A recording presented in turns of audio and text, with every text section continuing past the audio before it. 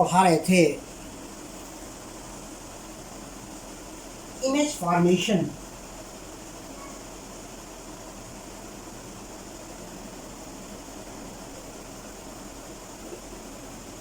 Bye concave mirror.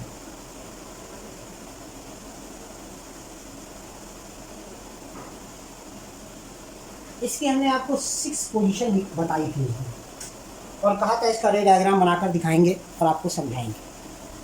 देखिए, एक बार थोड़ा सा बैक में जाते हैं। सबसे पहले तो हमने आपको उस दिन बताया था कि इमेज क्या होता है। Image when a ray of light passes through the object and reflected at any place. So the ray of light, the ray of incident light ray and reflected light ray meets at any point. Where they meet, an image of object is formed. Image of any object of two types. It may be real or virtual. दो प्रकार की image होती है, या तो real होती है या तो वर्चुअल होती है। तो अगर रे ऑफ लाइट रियली मिलेगी तो वो रियल इमेज बनाएगी, और केवल आभास होगी आपको कि मिल रही है, यहाँ पर मिलना चाहिए, तो फिर वो वर्चुअल होगी। इमेज फॉर्मेशन कॉनकेव मिरर में भी होता है, कॉन्वेक्स मिरर में भी होता है। अब जैसे पहला पॉइंट हमने लिखाया था कि when object is placed between pole and focus. अब देखिए, इसका एक रे डायग्राम पहले हम बनाते हैं। सबसे पहले कॉनकेव मिरर, मान लीजिए ये कॉनकेव मिरर, ये पॉलिश सरफेस होता है।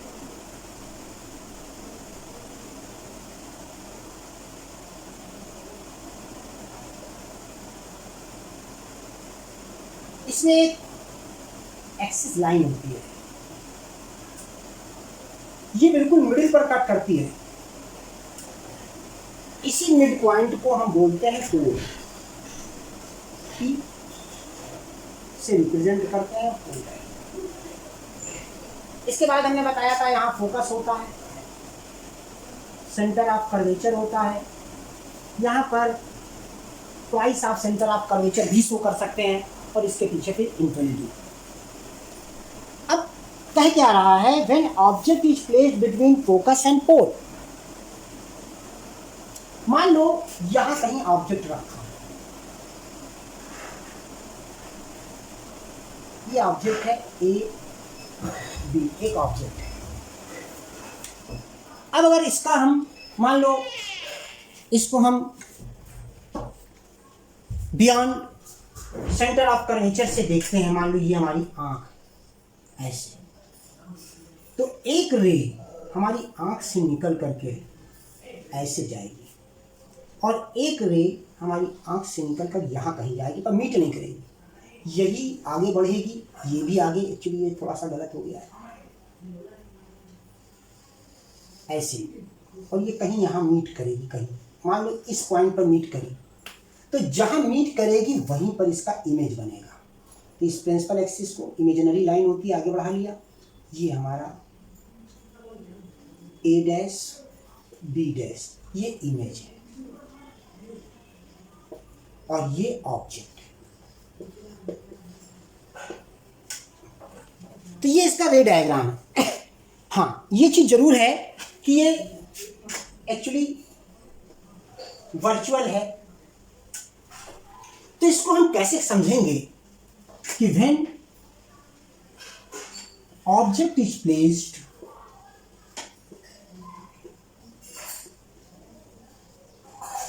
Between pole and focus,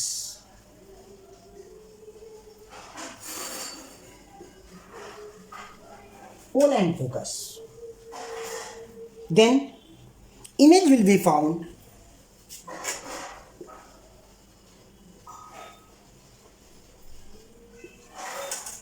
first point behind mirror,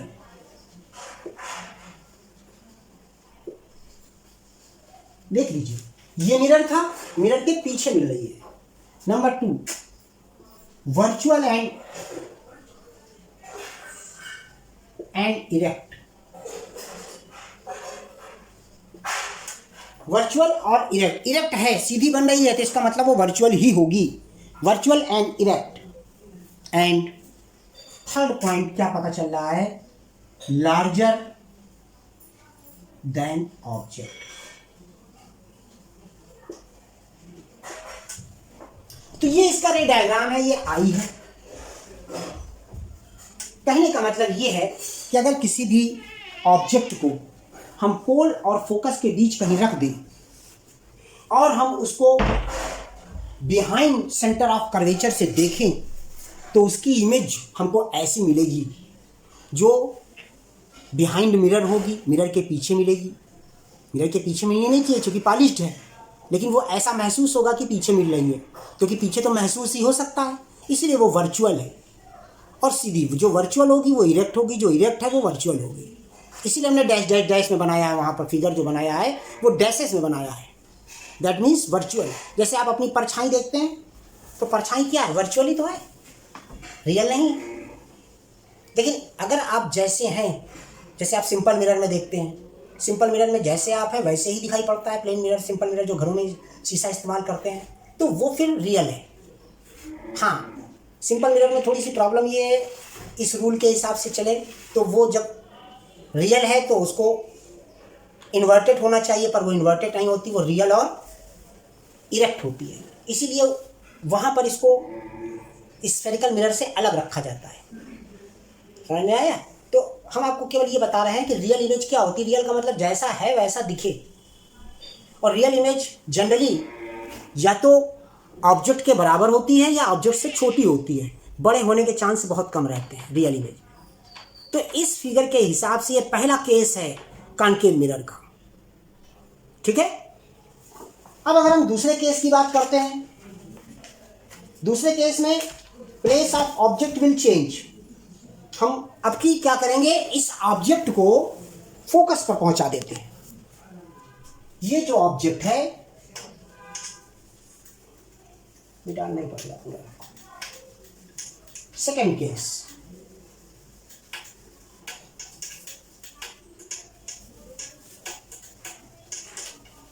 रे डायग्राम से इसको समझने की कोशिश आप जरूर करें, क्योंकि लाइफ का काफ़ी इंपॉर्टेंट पार्ट होता है ये, और आगे बड़ी क्लासों में बहुत काम आता है। यहाँ तो जो आना है वो आना ही है, लेकिन बड़ी क्लासों में ज़्यादा काम आता है। वहाँ पर अभी ये चैप्टर फिर से सारे चैप्टर पढ़ेंगे आप, लाइट, इलेक्ट्रिसिटी, हीट, ये सारे चैप्टर आपको वहाँ फिर से पढ़ना है। केस 2 में है when object is placed at focus. ये आपका कॉनकेव मिरर है,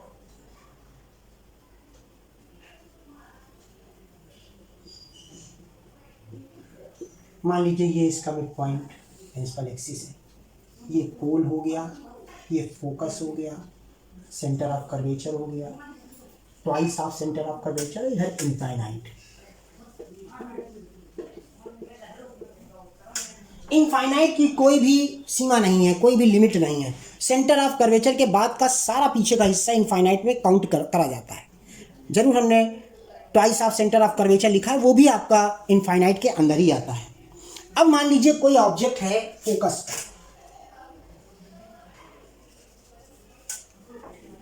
ठीक है। अब इस पर से कोई रे गई तो ऐसे सेंटर, ये गई,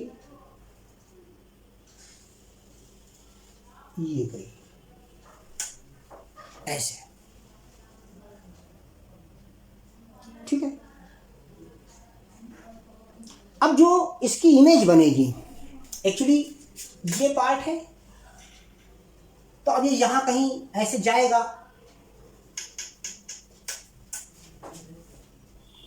ये एक्चुअली थोड़ा सा ऐसे रहेगा, ऐसे ऐसे,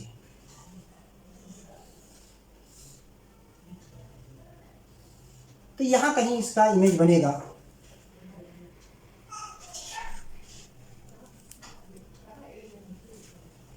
ऐसे कहीं मिल रही है,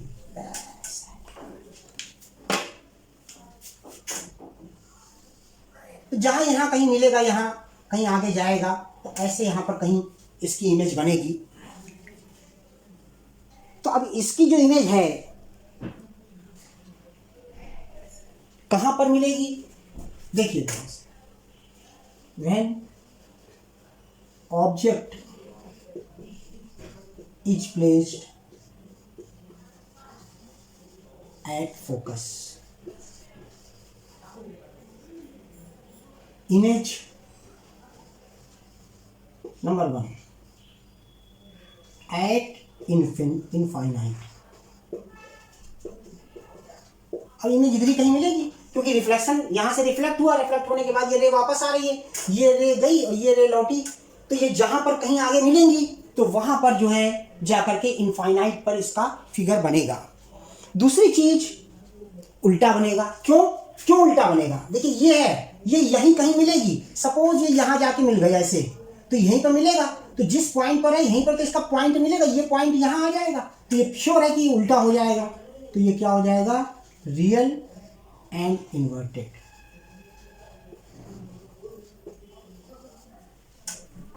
रियल होगा और इन्वर्टेड होगा, और श्योर है आपको देखने में समझ में आ रहा है कि it will be magnified.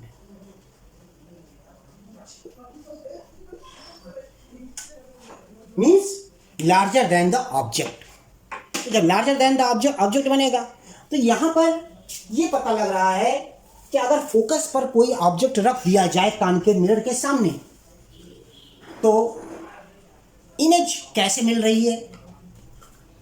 Image के लिए हमने रे डायग्राम बना रखा है, क्योंकि स्केल से बिल्कुल बराबर बैठता है, तो यहाँ पर रे डायग्राम बिल्कुल क्लियर नहीं बन पाता है। लेकिन ये जो लाइन है ये पैरेलल नहीं है, ये लाइन पीछे जाकर के कहीं ना कहीं मीट करती है, और जब मीट करती है तो वहीं पर इमेज फॉर्मेशन होता है। तो ये ध्यान रहेगा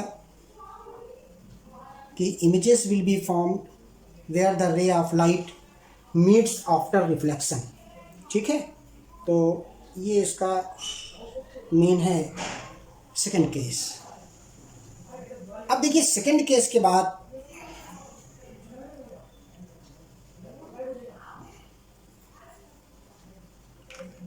थर्ड केस पर पहुंचते हैं। आपको हमने यहां पर यह समझाने की कोशिश किया कि कैसे पता लगता है कि ऑब्जेक्ट की इमेज उल्टी होगी। ऑब्जेक्ट की इमेज जहां पर रे मीट करती हैं उस पॉइंट पर ऑब्जेक्ट का हेड होगा। तो अगर F पर हम इसको AB मान लें तो ये आपका A यहाँ आ जाएगा, A डैश कह दिया जाता है, और ये B डैश हो जाएगा, तो इमेज इसकी उल्टी हो जाएगी। ठीक है, अगला देखिए थर्ड केस।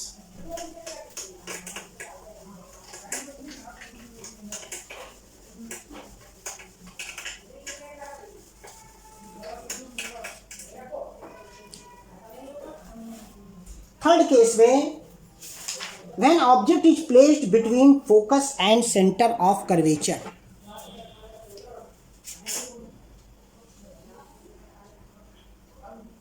ये मान लीजिए कॉनकेव मिरर है, ये इसका प्रिंसिपल एक्सिस है, पोल, फोकस, सेंटर ऑफ कर्वेचर, और चाहो तो इनफाइनाइट ही केवल शो कर दो। यहां पर कहीं कोई ऑब्जेक्ट रख दिया गया between centre of curvature and focus, तो इसका जो इमेज बनेगा वो थर्ड केस है ना ये, फोकस। तो इसका इमेज जो है beyond the centre of curvature बनेगा। देखिए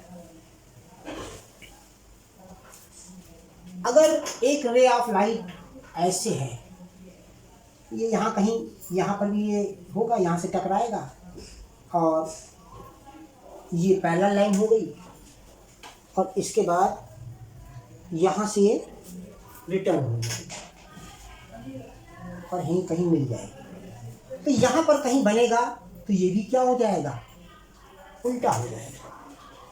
तो इसका क्या मतलब समझ में आ रहा है? When object is placed between center of curvature and focus,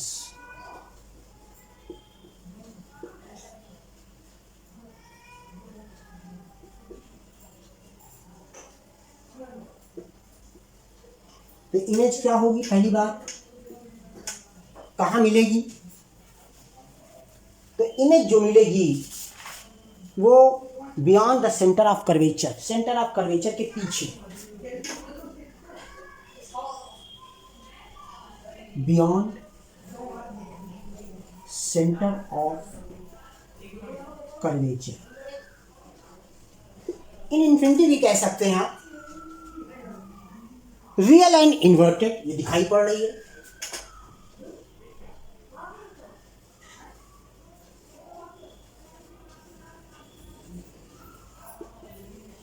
inverted है तो रियल होगी, रियल है तो इन्वर्टेड होगी।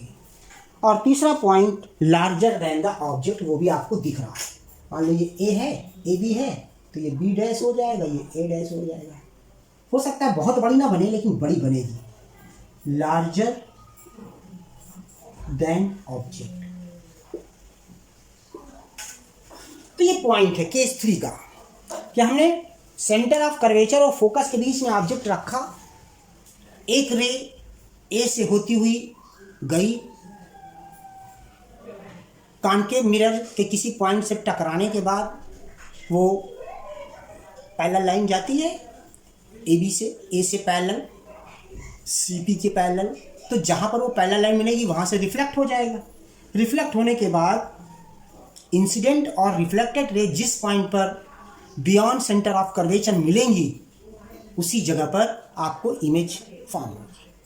तो ये तीसरी पोजीशन इसकी है, ठीक है। तो ये पहले वाले में, पहली पोजीशन में केस में क्या था, वर्चुअल और इरेक्ट इमेज मिली थी।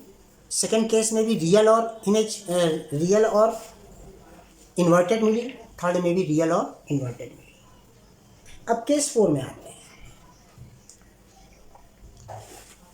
देखिए ध्यान से।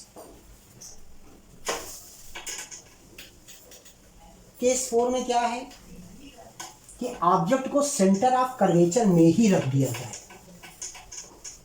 ये सबसे इंपॉर्टेंट पॉइंट है, क्योंकि इसमें क्या होता है कि ऑब्जेक्ट जहां रखा जाता है वहीं पर उसकी इमेज भी बनती है।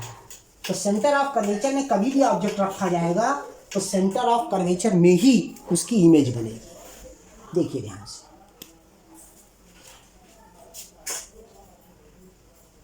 ये मान लीजिए आप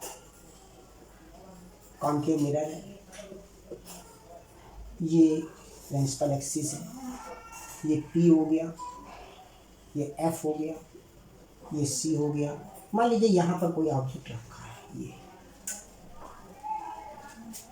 इसका लिख दो यहाँ पर, क्योंकि अगर ए बी डालते हैं तो कंफ्यूज होते हैं आप, क्योंकि सी भी वही पड़ा हुआ है। तो एक ऑब्जेक्ट सेंटर ऑफ कर्वेचर पर रखा हुआ है, तो इसकी जो इमेज है वो कैसे मिलेगी? यहाँ से एक रे ऑफ लाइट पैरेलल गई, ये पैरेलल लाइन गई, इसके बाद फोकस से होती हुई ये आई, और यहाँ से गई, ये भी फोकस से होती हुई यहाँ। तो ये जो पॉइंट है, अगर पैरेलल लाइन ड्रा करेंगे तो ये कहीं ऐसे आएगी, तो इसी पॉइंट पर मिलेगा, तो ये इमेज मिलेगी। लेकिन ये इन्वर्टेड होगी। ये मान लो ये हेड है, ये टेल है, तो ये हेड है और यही टेल है। तो जब सेंटर ऑफ कर्वेचर पर क्या है, व्हेन ऑब्जेक्ट इज प्लेस्ड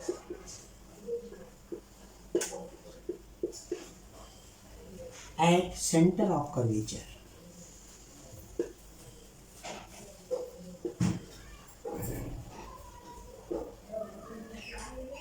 तो इमेज क्या है? Number 1, at centre of curvature.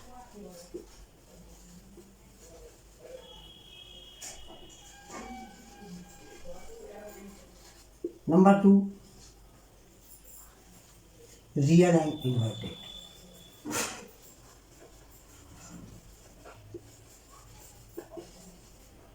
Number 3, equal to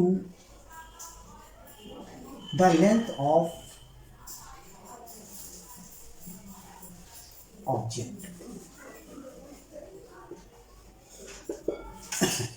अब देखिए यहां से जो पोजीशन शुरू हुई है, अब अभी तक बड़ी लेंथ आ रही थी ऑब्जेक्ट की, इमेज की। अब यहां से इमेज बराबर हो गया, सेम साइज। अब इसके बाद जो पोजीशन रहेंगे उसमें छोटा होता जाएगा, बड़े से घटते घटते बराबरी पे आया। अब आगे जो 2 केस बचे हैं उसमें इमेज छोटी हो जाएगी। तो चौथी पोजीशन में ये इंपॉर्टेंट पोजीशन इसलिए है कि एक फार्मूला होता है focal length, distance of object u and distance of image v। इसके बीच में एक रिलेशन प्रूफ करना होता है। वो रिलेशन इसी इमेज के द्वारा प्रूफ किया जाता है, इसी रे ऑफ लाइट के द्वारा प्रूफ किया जाता है। यही पोजीशन है। इस पोजीशन के हिसाब से, और अभी जो केस 5 पढ़ाएंगे वो दोनों मिक्स पोजीशन 4 और 5 केस की मिक्स पोजीशन के हिसाब से उसका डेरिवेशन हम कराएंगे। वैसे आपके कोर्स में नहीं है, लेकिन फार्मूला है तो फार्मूले के बारे में आपको जानकारी होनी चाहिए, इसलिए हम उसको प्रूफ करके दिखाएंगे। और आप देखेंगे तो बहुत मज़ेदार उसका प्रूफ भी है। कैसे 1/f equal to 1/u plus 1/b v एक रिलेशन बनकर तैयार होता है रे डायग्राम के द्वारा, उसको हम प्रूफ करेंगे। थोड़ी बहुत ज्योमेट्री भी उसमें लगेगी। तो ये केस 4 है। केस 4 में हमको क्या पता लगा कि एक centre of curvature concave mirror के सामने एक ऐसा पॉइंट होता है कि वहाँ पर अगर हम ऑब्जेक्ट रखें तो जितना बड़ा ऑब्जेक्ट रखेंगे उतनी बड़ी इमेज हमको मिलेगी, और उसी प्लेस पर मिलेगी। अगर सेंटर ऑफ कर्वेचर में हमने रखा तो सेंटर ऑफ कर्वेचर पर ही मिलेगी। तो अब देखिए जहाँ ऑब्जेक्ट रखा उसी में तो इमेज नहीं मिल सकती, तो उसके नीचे मिलती है ना। और जब नीचे मिलेगी तो श्योर है वो रियल होगी और इन्वर्टेड होगी। इन्वर्टेड मिलेगी तो इन्वर्टेड इमेज जो होती है वो हमेशा रियल होती है। तो ये इससे ये पता लगता है कि अगर हम सेंटर ऑफ कर्वेचर पर किसी ऑब्जेक्ट को रख करके कॉन्केव मिरर के सामने उसका इमेज बनाएं, उसका रे डायग्राम खींचें, तो हमको ऐसा कुछ फिगर मिलता है जिससे हमें ये पता लगता है कि ऑब्जेक्ट और इमेज सेम साइज के हैं। ऑब्जेक्ट और इमेज एक ही प्लेस पर पाए जाते हैं, लेकिन ऑब्जेक्ट की जो इमेज बनती है वो रियल और इन्वर्टेड होती है। ठीक है।